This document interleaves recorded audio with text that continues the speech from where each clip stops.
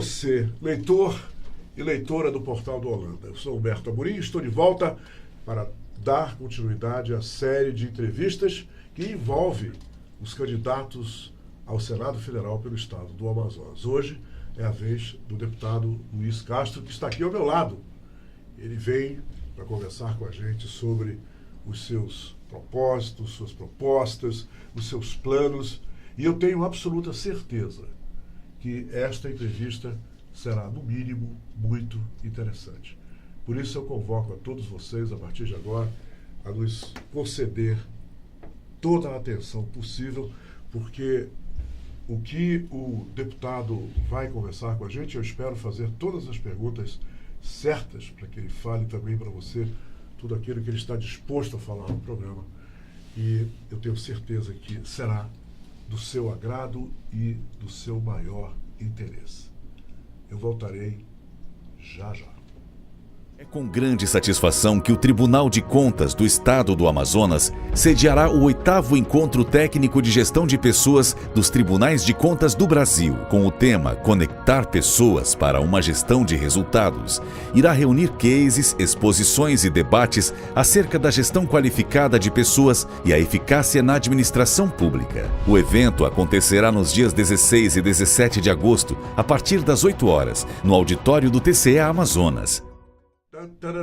Voltei para valer agora, e vocês estão vendo o deputado Luiz Castro aqui do meu lado, e eu quero dizer para vocês inicialmente o seguinte: o deputado está no seu 5º mandato como deputado estadual do estado do Amazonas, e ele faz questão de manter uma linha oposicionista, transparente, e se mantém cobrando transparência total na gestão pública. Todo mundo que mora em Manaus, mora no estado do Amazonas, sabe dessas características dele. Mas nós vamos aprofundar muito mais disso aí. Deputado, seja bem-vindo ao nosso programa de entrevista com candidatos aqui no Portal do Holanda. E eu quero dizer ao senhor que nós o recebemos com muita alegria, com muito entusiasmo, até porque o senhor é portador de notícias de todo o interesse de todos aqueles que acompanham, daquelas milhares de pessoas que acompanham o trabalho que nós desenvolvemos aqui no Portal do Holanda.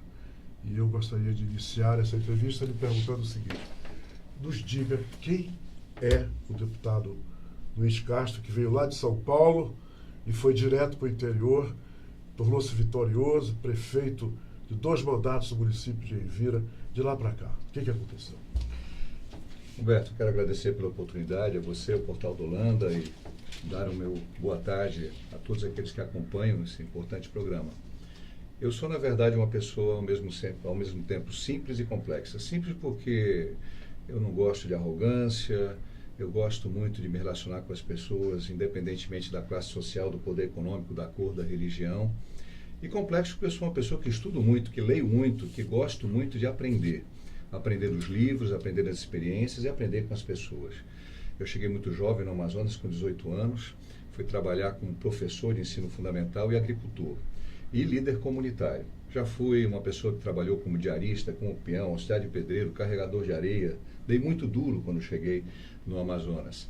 E me tornei prefeito do município de Envira para ajudar a população a desenvolver o município. Saúde muito precária, educação, um isolamento enorme, Envira muito longe, e um povo muito bom, muito trabalhador, muito humilde, um povo muito sofrido. Eu não estou na política para ficar rico. Eu podia ter ficado rico há muito tempo se eu me dedicasse a certas causas, a certas formas de atuar que eu acho deploráveis. Eu estou e exerço a política pensando no bem comum. E é isso que me projeta, que me coloca com a força, com o estofo, com a capacidade, com a determinação para ser um candidato ao Senado e para ser um senador que volte a colocar o respeito do cidadão amazonense no Estado da República. Nós já tivemos grandes senadores, eles são exemplo para mim, não só eles, como Jefferson Pérez, Fábio Lucena, mas também senadores de outros estados, senadora como foi Marina Silva, como é o senador Regufe, senadores de outros países, como é o senador, foi o ex-senador Abraham Lincoln, como foi o ex-senador Obama.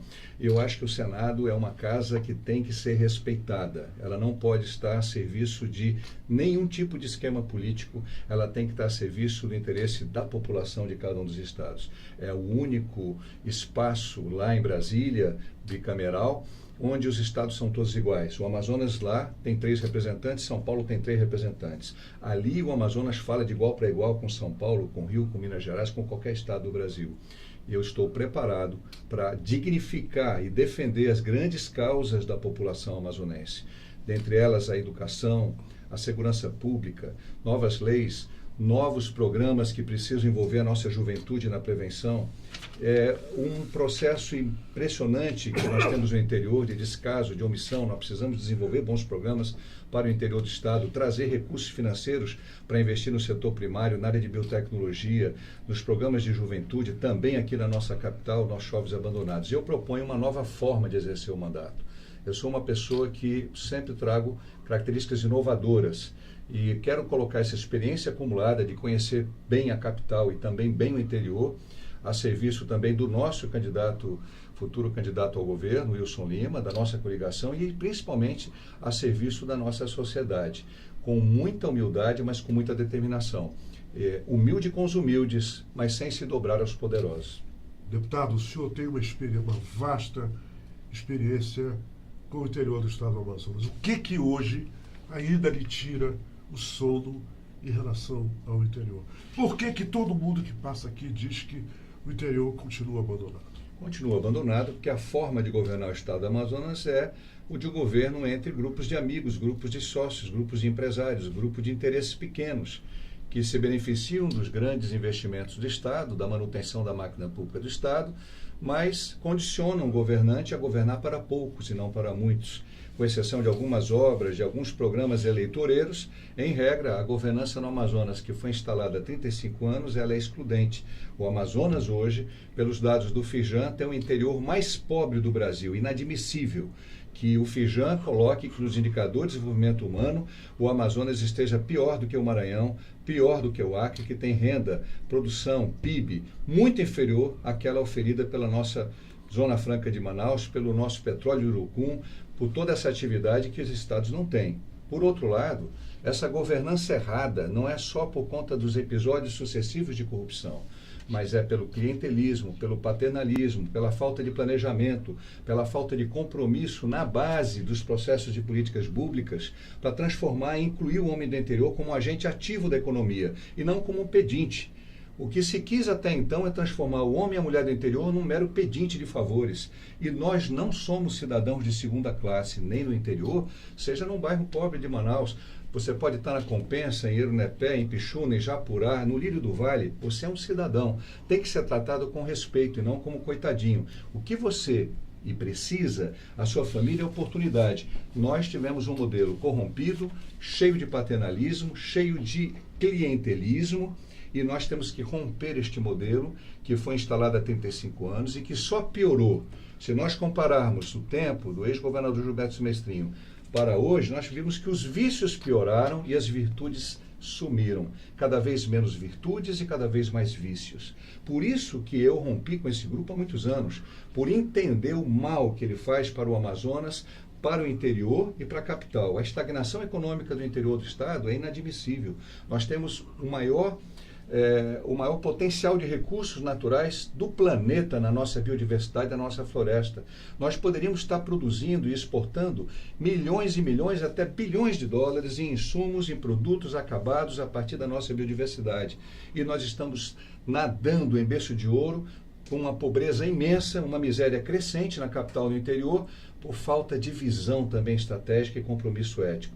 Nós precisamos instalar uma nova forma de governar, de fazer política. Nós precisamos parar de aceitar essa enganação de a cada 4 anos vem aqui dizer o interior está abandonado. Vejam aquelas pessoas que dizem que o interior está abandonado, quanto elas protestaram, elas fiscalizaram, elas cobraram, quanto elas propuseram uma mudança de rumos. Eu vou te dar um exemplo. Quando a ponte estava sendo construída, a ponte de 1 bilhão, eu nunca fui contra a ponte, eu acho que a ponte é uma obra importante, e inúmeras vezes da Assembleia Legislativa, por pronunciamentos e por documentos, eu cobrei, vamos ter que fazer um plano de desenvolvimento para a região de Iranduba, de Manacapuru, Novo Airão, para receber os impactos dessa ponte de forma positiva. A regularização fundiária, os investimentos no turismo, os investimentos da agricultura, o ordenamento ambiental e social e econômico. não fizeram nada. Quando a ponte foi inaugurada, não havia um único café da manhã para receber os turistas que foram para lá. As terras foram distribuídas para os grupos de amigos. Não houve interesse de fazer um programa de habitação social. A agricultura não recebeu nenhum influxo. Uma obra importante que foi feita sem olhar o interesse coletivo. Este tipo de governo, este tipo de governança pública, de administração pública, além de ser injusto, ele está atrasado. Ele está colocando o Amazonas na rabeira do tempo. A segunda questão é, nós não podemos depender só da Zona Franca de Manaus. Nós temos que defender com unhas e dentes as nossas indústrias do polo industrial, mas nós precisamos desenvolver alternativas. Está aí o Centro de Biotecnologia, encruado no tempo, que já podia estar gerando milhares de empregos na capital do interior. Eu não vi, nesses mais de 16 anos que ele foi inaugurado, nenhum governador e nenhum senador comprar essa briga de verdade. Um ou outro discurso de desabafo e reclamação. Mas este era um trabalho para ter sido feito em conjunto com senadores do estado do Amapá, do Acre, de Roraima, de Rondônia, do próprio Pará, para que nós tivéssemos a força política em conjunto para fazer esse centro funcionar e gerar emprego e renda aqui no Amazonas e também beneficiar os estados vizinhos. Deputado, o senhor falou que o Senado precisa ser respeitado, mas nós não vamos falar sobre isso agora. Sim. Eu vou fazer um rápido intervalo e já nós voltaremos para saber o que tem por trás dessa declaração do deputado Luiz Castro. Só um instantinho. É com grande satisfação que o Tribunal de Contas do Estado do Amazonas sediará o 8º Encontro Técnico de Gestão de Pessoas dos Tribunais de Contas do Brasil, com o tema Conectar Pessoas para uma Gestão de Resultados. Irá reunir cases, exposições e debates acerca da gestão qualificada de pessoas e a eficácia na administração pública. O evento acontecerá nos dias 16 e 17 de agosto, a partir das 8 horas, no auditório do TCE Amazonas. Estamos de volta para continuar entrevistando o deputado Luiz Castro, que é candidato ao Senado Federal pelo Estado do Amazonas. Deputado, o senhor, depois de 5 mandatos como deputado estadual, agora o senhor pleiteia, junto aos eleitores do Estado do Amazonas, a sua ida para o Senado Federal. O senhor está indo para uma casa de privilegiados. O senhor é uma pessoa que se declara simples, uma pessoa que... sem arrogância. O senhor está indo para um antro que é sustentado pelo povo brasileiro com 4,3 bilhões de reais por ano. O que o senhor tem a dizer para os eleitores? Que tipo de diferencial o senhor leva para uma casa de privilegiados onde o dinheiro fala mais alto, os investimentos para manter os senadores chega às raias do absurdo? Por que essa troca? O que ela significa para o senhor? Da Casa Legislativa do Amazonas para o Senado Federal? Significa que, nesse momento que o país vive com milhões de desempregados, com a insegurança pública atacando, violentando a dignidade dos cidadãos de todas as classes sociais, especialmente os mais pobres, mas também da classe média, nesse momento dificílimo que o Brasil atravessa, um senador não pode continuar vivendo num céu, numa ilha paradisíaca. É onde eles vivem, não é? Exatamente. Nenhum senador do Amazonas, a não ser o saudoso Jefferson Pérez, renunciou a privilégios do Senado. E eu estou fazendo isso, registrando, inclusive, registrei no cartório de notas e títulos, a minha renúncia aos privilégios. E eu vou citar apenas alguns. A aposentadoria vitalícia. Isso quer dizer, se o senhor for eleito, automaticamente o senhor renuncia a todos os privilégios que lhe são garantidos pelo mandato. Exatamente, que representam mais de 10 milhões de reais durante o mandato. Auxílio moradia, o plano de saúde vitalício para si, para seus descendentes até 34 anos, para o seu companheiro, auxílio odontológico, uma coisa que é terrível, que é a aposentadoria vitalícia, uma pessoa pode assumir por 10 meses o mandato e já fica com essa aposentadoria. Num país que está discutindo reforma da Previdência, que querem aumentar a idade mínima para fazer essa reforma, é inadmissível aí senadores com aposentadoria paga pelo povo brasileiro. A minha plataforma vai ser dar o bom exemplo e cobrar dos demais senadores que façam o mesmo, inclusive em relação ao auxílio moradia, que é algo que também nós precisamos combater. O povo não tem moradia, o povo não tem onde morar, ou mora de forma precária. Como é que um senador vive nababescamente como se fosse um senhor feudal, como se fosse, dentro de uma república, uma casta de nobreza? Não cabe mais isso no Brasil. Em outros países não existe mais. Não existe isso nos Estados Unidos, não existe na Europa, não existe na Coreia do Sul. O senador tem que estar mais próximo do nível médio da população. E este exemplo que eu vou dar... Algum candidato já fez isso que o senhor está fazendo? Ao que eu saiba, não, a não ser o senador Regufe, né? E a ex-senadora Marina Silva, ela recusou esse privilégio quando ela terminou o seu mandato de senadora. Mas são raríssimos os ex-senadores que abrem mão. Mas eu quero abrir mão já no exercício do mandato, seguindo o exemplo de Marina, seguindo o exemplo de Regufe, e vários desses privilégios também foram recusados pelo senador Jefferson Pérez. E eu espero que o Amazonas, portanto, ao chegar no Senado, na minha pessoa, ele mostre que este respeito do povo do Amazonas tem que se estender ao respeito ao povo brasileiro.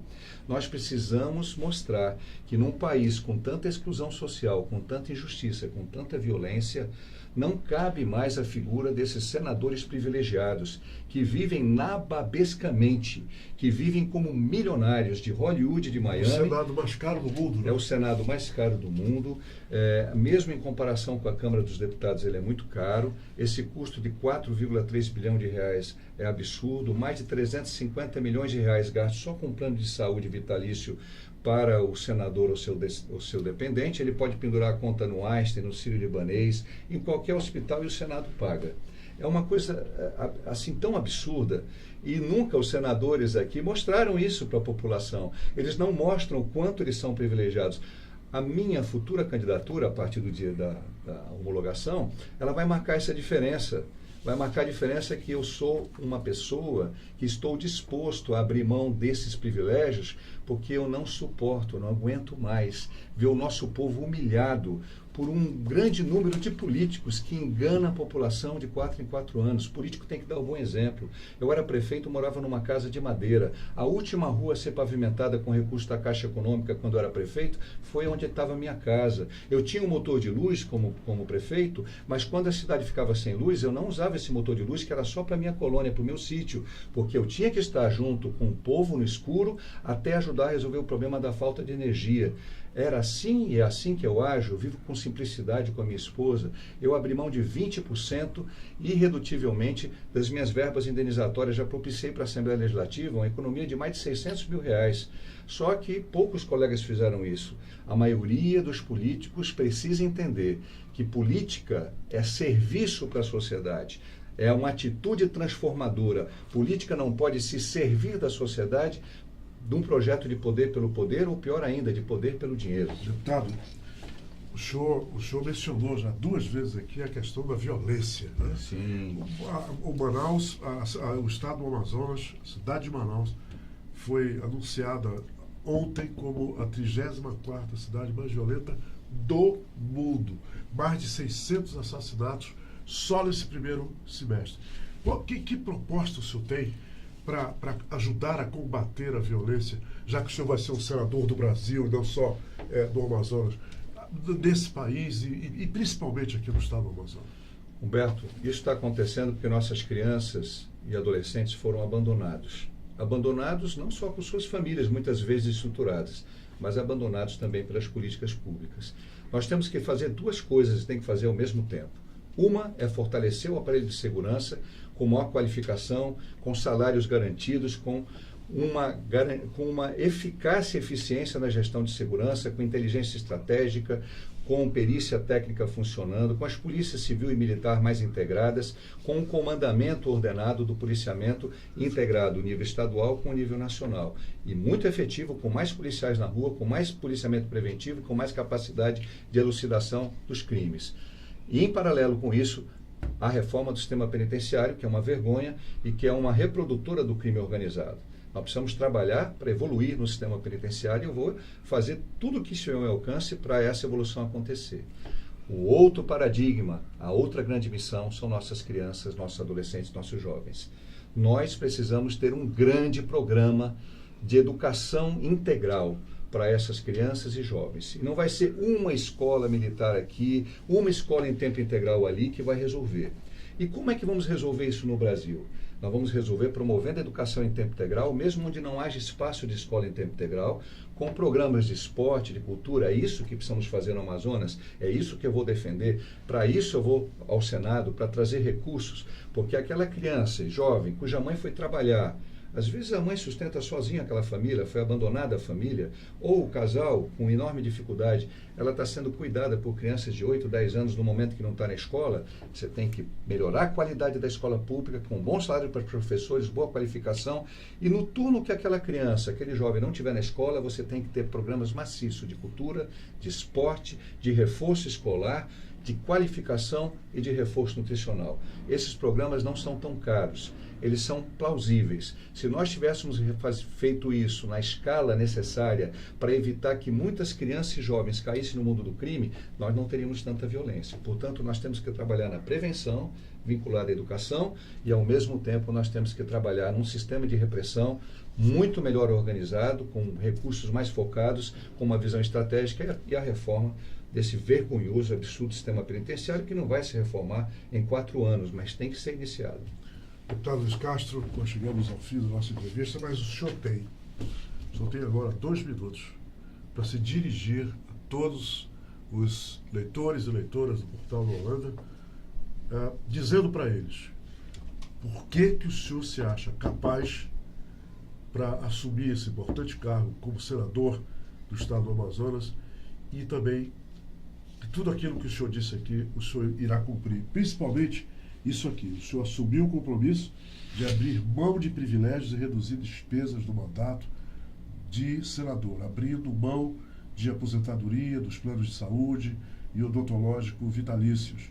A redução de despesas consiste ainda na renúncia de 100% de auxílio moradia, redução de pelo menos 25% da verba para contratação de pessoal, redução de pelo menos 25% da cota para atividade parlamentar e renúncia ao salário extra.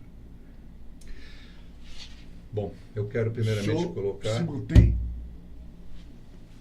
em cima disso aqui e não vai arredar o pé. Não posso arredar o pé, isso está muito bem definido. Eu registrei no cartório de títulos e notas de Manaus. É irredutível, uma decisão firme, pensada, trabalhada inclusive com o consentimento da minha esposa, que é uma grande companheira, uma pessoa simples, que veio do interior comigo e que sabe viver com simplicidade. Só tenho os seus 2 minutos agora. Queremos dizer o seguinte: o Luiz Castro tem capacidade ética. Sou homem público, já ocupei vários cargos públicos, ficha limpa, sem nenhum único processo por improbidade ou desvio. Luiz Castro também tem algo chamado credibilidade. Detesto mentir, gosto de falar a verdade. Perco um voto, mas não quero perder o respeito. Não prometo que não posso cumprir, assumo compromissos factíveis. Eu, Luiz Castro, tenho experiência de capital e de interior. Eu fui uma pessoa que sofreu muito, lutou muito, vim de baixo. Sei como é importante dar oportunidade para as pessoas que estão trabalhando ali na base da sociedade. Seja um pedreiro, um auxiliar de pedreiro, que eu já fui, um carpinteiro, um gari, seja um agricultor humilde, um pescador, um professor tão mal remunerado, um servidor da área de saúde que precisa ser mais valorizado, um assistente social, um psicólogo. Nós precisamos, portanto, entender que esta experiência que eu tenho, esta minha capacidade ética e, ao mesmo tempo, a credibilidade que eu carrego comigo se associa a uma outra coisa. Eu gosto de trabalhar pelo coletivo e proponho um mandato não só sem privilégios, mas profundamente participativo, prestando contas para a sociedade, vindo às cidades, não só Manaus quanto o interior, ouvindo a população. Já estou fazendo isso na minha pré-campanha, vou continuar fazendo na campanha. Peço que cada um de vocês me dê o apoio para que a gente possa romper esse ciclo vicioso que nós temos na política do Amazonas. Eu não tenho nada contra os empresários. Aliás, muitos empresários sérios são prejudicados pelo modelo de governar o Amazonas, mas eu quero governar para todos. E quero governar principalmente para ajudar a criar melhores oportunidades para as nossas crianças, nossos jovens e aqueles que hoje estão desempregados. Criar, recriar, trabalhar, transformar, manter a matéria-prima da vida, que é a esperança. É para renovar a esperança, para um processo de transformação, uma nova atitude, que eu estou propondo o meu nome para o Senado da República para representar você, cidadão honesto, naquela casa lá em Brasília. Ser um senador de respeito e de trabalho, com a sua ajuda, com a sua participação. Deputado Luiz Castro, candidato ao Senado Federal pelo Estado do Amazonas, muito obrigado pela entrevista, obrigado por ter aceito o nosso convite. e ter nos honrado com a sua presença aqui nos estúdios do Portal do Holanda. Muito Humberto, obrigado. Muito obrigado também. Foi uma honra ser entrevistado por você. Um abraço a todos. Muito bem, minha gente.